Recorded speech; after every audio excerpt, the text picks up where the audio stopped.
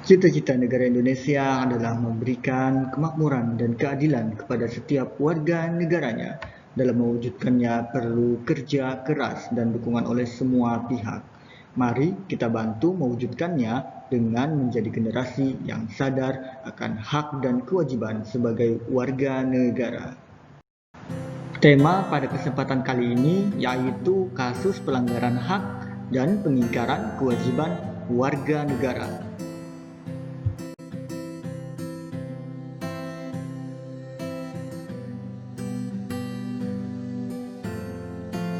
Yang pertama, penyebab terjadinya pelanggaran hak dan pengingkaran kewajiban warga negara.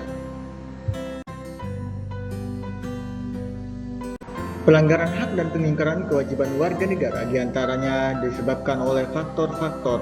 Yang pertama, sikap egois atau terlalu mementingkan diri sendiri. Sikap ini akan menyebabkan seorang selalu menuntut haknya sementara kewajibannya sering diabaikan. Seseorang yang mempunyai sikap seperti ini akan menghalalkan segala cara supaya haknya bisa terpenuhi meskipun caranya tersebut dapat melanggar hak orang lain.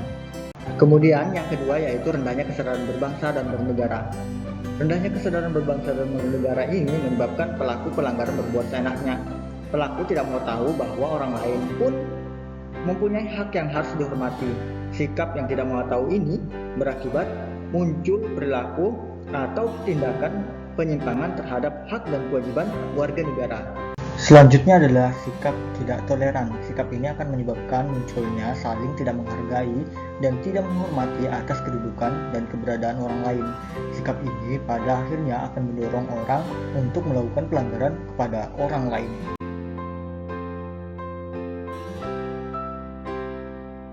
Kemudian, faktor penyalahgunaan kekuasaan. Di dalam masyarakat terdapat banyak kekuasaan yang berlaku. Kekuasaan di sini tidak hanya menunjuk pada kekuasaan pemerintahan, tetapi juga bentuk-bentuk kekuasaan lain yang terdapat dalam masyarakat. Salah satu contohnya yaitu kekuasaan dalam perusahaan.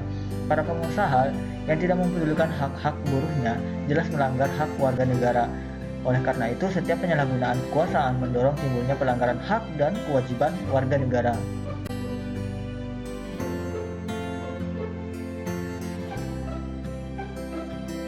Faktor selanjutnya adalah ketidaktegasan aparat penegak hukum.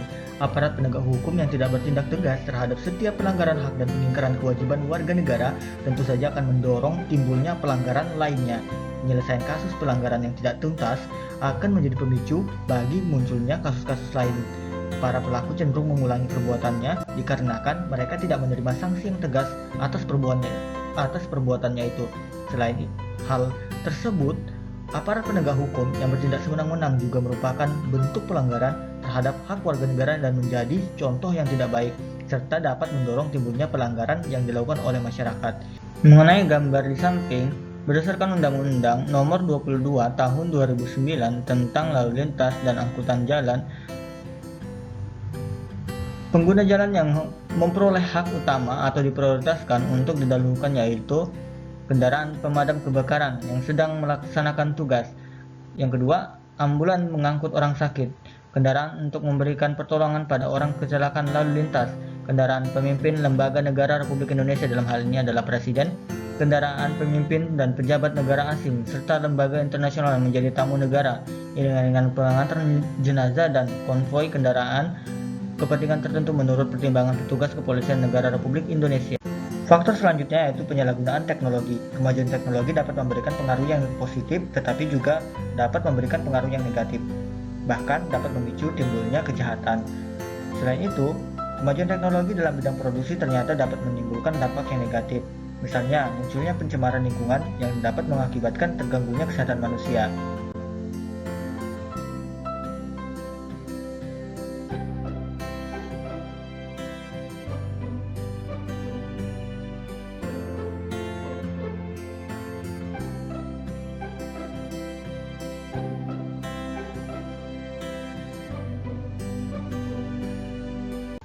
Selanjutnya, kasus pelanggaran hak warga negara. Tentu dalam kehidupan sehari-hari kita pernah menjumpai gelandangan, anak-anak terlantar, anak yang putus sekolah. Mereka itu merupakan warga negara yang kurang beruntung karena tidak bisa mendapatkan haknya secara utuh. Kondisi yang mereka alami salah satunya disebabkan oleh terjadinya pelanggaran terhadap hak sebagai warga negara, misalnya pelanggaran terhadap hak mereka untuk mendapatkan pendidikan atau penghidupan yang layak, sehingga mereka menjadi putus sekolah dan akibatnya mereka menjadi gelandangan atau anak jalanan. Selain contoh-contoh tersebut, pelanggaran terhadap hak warga negara dapat kita lihat dari kondisi yang terjadi pada saat ini. Misalnya, yang pertama yaitu proses penegakan hukum yang masih belum optimal. Misalnya masih terjadi kasus salah tangkap, perbedaan perlakuan oknum aparat penegak hukum. Yang pertama, proses penegakan hukum yang masih belum optimal dilakukan. Misalnya masih terjadi kasus salah tangkap, perbedaan perlakuan oknum aparat penegak hukum terhadap para pelanggar hukum dengan dasar kekayaan atau jabatan dan sebagainya. Hal ini merupakan bukti bahwa amanat pasal 27 ayat 1 belum sepenuhnya dilaksanakan. Kemudian, tingkat kemiskinan dan angka pengangguran di negara kita masih cukup tinggi, padahal pasal 27 ayat 2 Undang-Undang Dasar 1945 mengamanatkan bahwa tiap-tiap warga negara berhak atas pekerjaan dan penghidupan yang layak bagi kemanusiaan. Kemudian, makin merebaknya kasus pelanggaran hak asasi manusia seperti pembunuhan, pemerkosaan, kekerasan dalam rumah tangga, dan sebagainya. Padahal dalam pasal 28A sampai J menjamin keberadaan hak asasi manusia. Kemudian, masih terjadinya tindakan kekerasan mengatasnamakan agama, misalnya penyerangan tempat ibadah, padahal pasal 29 ayat 2 menegaskan bahwa negara menjamin kemerdekaan tiap-tiap penduduk untuk memeluk agamanya masing-masing dan untuk beribadat menurut agamanya dan kepercayaannya itu. Kemudian, angka putus sekolah yang cukup tinggi mengindikasikan belum terlaksana secara sepenuhnya amanat dalam pasal 31 UUD 1945 yang menyatakan bahwa setiap warga negara berhak mendapatkan pendidikan.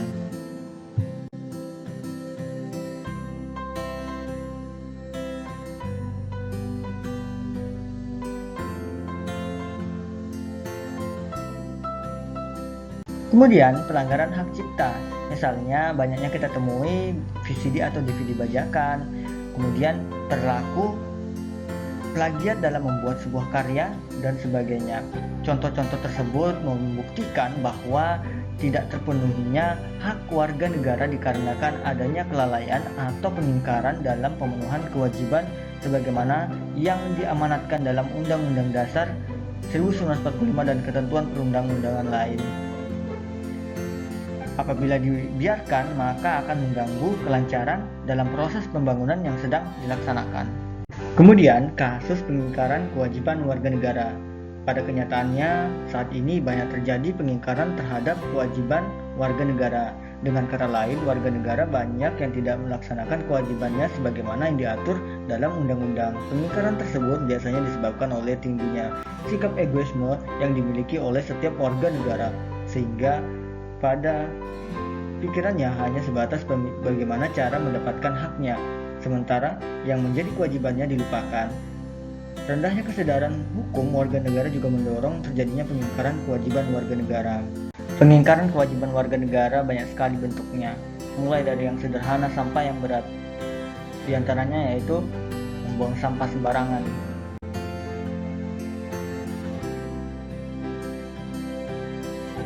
Pengingkaran kewajiban warga negara yang kedua yaitu melanggar aturan lalu lintas, misalnya tidak memakai helm ketika berkendaraan motor, mengemudi tetapi tidak mempunyai SIM, tidak mematuhi rambu-rambu lalu lintas, berkendara tetapi tidak membawa surat tanda nomor kendaraan, juga termasuk jumping-jumping di jalan.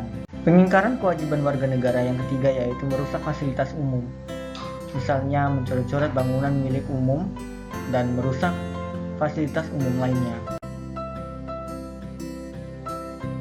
Pengingkaran kewajiban warga negara selanjutnya adalah tidak membayar pajak kepada negara seperti pajak bumi dan bangunan, pajak kendaraan bermotor, retribusi parkir, dan sebagainya. Pengingkaran kewajiban warga negara selanjutnya adalah tidak berpartisipasi dalam usaha pertahanan dan keamanan negara, misalnya mangkir dari kegiatan siskamling, dan termasuk juga malas belajar atau malas mengerjakan tugas yang diberikan oleh guru. Selanjutnya, penanganan pelanggaran hak dan pengingkaran kewajiban warga negara. Upaya pemerintah dalam penanganan kasus pelanggaran hak dan pengingkaran kewajiban warga negara. Sebagaimana kita ketahui, ada pepatah mengatakan, mencegah lebih baik daripada mengobati. Upaya pencegahan yang dapat dilakukan untuk mengatasi berbagai kasus pelanggaran hak dan pengingkaran kewajiban warga negara yang pertama adalah supremasi hukum dan demokrasi harus ditegakkan. Upaya pencegahan selanjutnya yaitu mengoptimalkan peran lembaga-lembaga selain lembaga tinggi negara yang berwenang dalam penegakan hak asasi manusia, seperti Komisi Pemberantasan Korupsi, Lembaga HAM, KPAI, Komnas HAM, dan lain sebagainya. Upaya pencegahan selanjutnya yaitu meningkatkan kualitas pelayanan publik untuk mencegah terjadinya berbagai bentuk pelanggaran hak dan pengingkaran kewajiban warga negara oleh pemerintah. Upaya pencegahan selanjutnya yaitu meningkatkan pengawasan dari masyarakat dan lembaga-lembaga politik terhadap setiap upaya penegakan hak dan kewajiban warga negara. Upaya pencegahan selanjutnya yaitu meningkatkan penyebar luasan prinsip-prinsip kesadaran berbangsa dan bernegara dalam masyarakat melalui lembaga-lembaga pendidikan formal maupun non-formal. Upaya pencegahan selanjutnya yaitu meningkatkan profesionalisme lembaga keamanan dan pertahanan negara. Kemudian, upaya pencegahan selanjutnya yaitu meningkatkan kerjasama yang harmonis antar kelompok atau golongan dalam masyarakat agar mampu saling memahami dan menghormati keyakinan dan pendapat masing-masing. Selain melakukan upaya pencegahan, pemerintah juga menangani berbagai kasus yang sudah terjadi. Misalnya, penanganan yang dilakukan oleh lembaga-lembaga yang mempunyai fungsi utama seperti Kepolisian Republik Indonesia melakukan penanganan terhadap kasus-kasus yang berkaitan dengan pelanggaran terhadap hak warga negara untuk mendapatkan rasa aman seperti penangkapan kasus tindakan pidana umum, contohnya pembunuhan, perampokan, penganiayaan, dan sebagainya, serta tindakan terorisme. Selain itu, kepolisian juga menangani kasus-kasus yang berkaitan dengan pelanggaran lalu lintas. Tindakan penanganan yang kedua dilakukan oleh Tentara Nasional Indonesia, melakukan penanganan terhadap kasus-kasus yang berkaitan dengan gerakan separatisme, ancaman keamanan dari luar, dan sebagainya. Tindakan penanganan yang ketiga dilakukan oleh Komisi Pemberantasan Korupsi, melakukan penanganan terhadap kasus-kasus korupsi dan penyalahgunaan keuangan negara.